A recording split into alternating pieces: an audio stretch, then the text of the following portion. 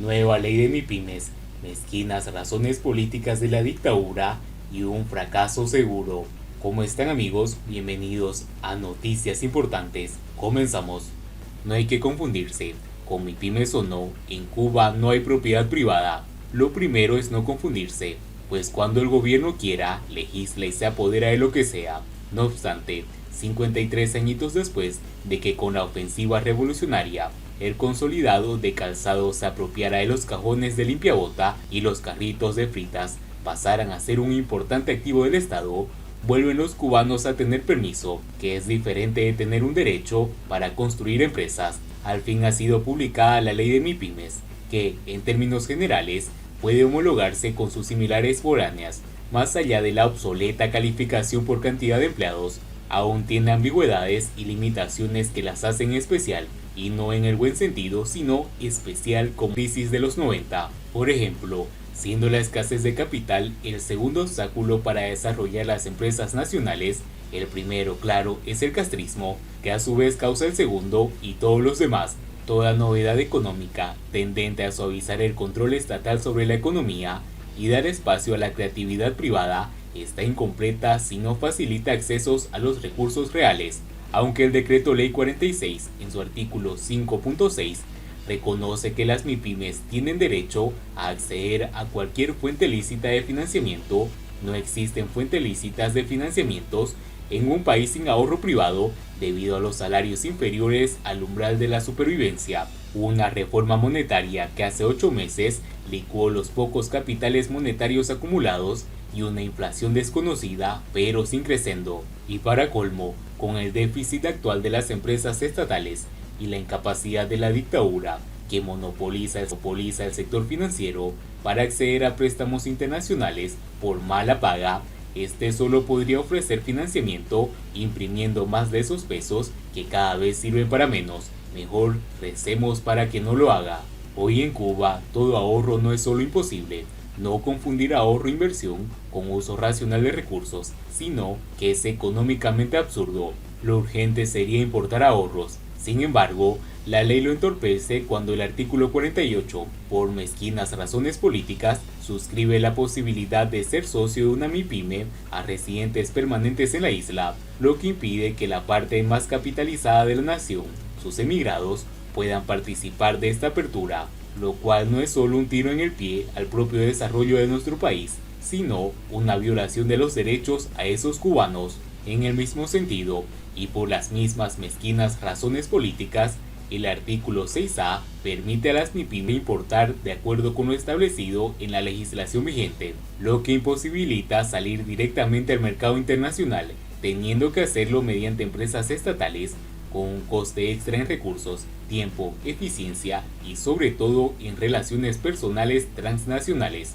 Por suerte, y a espera de especificaciones, parece que aquellas amenazas del primer ministro Marrero, advirtiendo que las MIPYMES inicialmente no incursionarían en algunas actividades profesionales, incluyendo las que sí pueden realizar trabajos por cuenta propia, queda relegada, y sí podrán participar en más o menos todo lo que pueden hacer los cuentapropistas. De hecho, tanto la ley como lo explicado en la mesa redonda el pasado 11 de agosto, se deduce que el Ministerio de Economía, órgano que centralizará la tramitación y la aprobación de MIPYMES, con el costo burocrático que ello implica, priorizará sobre la creación de nuevas empresas la conversión de las actuales cuentapropistas,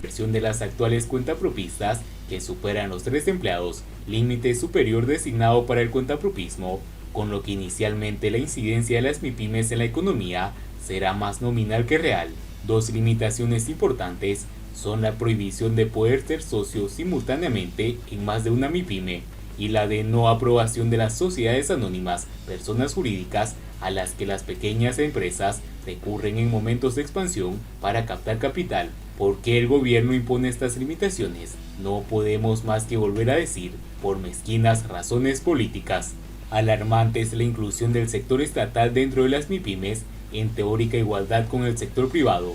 Despierta mucha suspicacia esta supuesta igualdad de trato a dos actores, público y privado, que la Constitución diferencia explícitamente. Las empresas públicas son el equivalente económico de lo que es el PCC en la política, principal guía al que todo lo expedita, Esta igualdad de trato, actores tan desiguales, es un atentado contra el florecimiento de la sociedad civil, algo que la dictadura teme por razones políticas. En todo caso, sería desacertado no reconocer que el Decreto Ley 46 es un quiebre en un sistema que odia ceder espacio a la sociedad y que, aunque por la misma naturaleza totalitaria, se esperó a publicitarla cuando la crisis y la falta de capital es máxima, se abren posibilidades de mejorar para algunos cubanos, eso sí, mucho menos de los que se habrían beneficiado con una ley menos restrictiva. Pero ya sabemos que antes de que el bienestar del pueblo se imponen las mezquinas razones políticas de la dictadura cubana.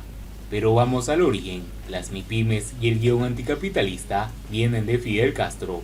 Las ideas de Fidel Castro sostienen el mal fondo de nuestra economía y son guía y soporte de los continuadores del fidelismo. En ello, el mantenimiento del poder, el empleo limitado y las restricciones de las MIPYMES y otros actores emergentes como un elemento coyuntural que ayuden a remontar el desastre que han dejado una economía centralizada, no se aparta mucho del guión escrito por el dictador Fidel Castro para la ofensiva revolucionaria de 1968, que condenó a la ruina a cientos de miles de emprendedores en Cuba. Según los estándares de hoy, serían calificadas como micros, pequeñas y medianas empresas los miles de bodegas, bares, cafeterías, trenes de lavado y planchado, verdulerías, puestos de frita, carnicerías y tiendas.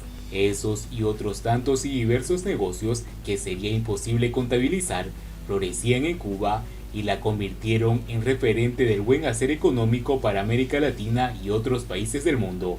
A Cuba la hicieron próspera los negocios privados sin importar su envergadura, todos, desde un aeropuerto en Bayamo hasta un tejar, fábrica artesana de ladrillos o una pescadería.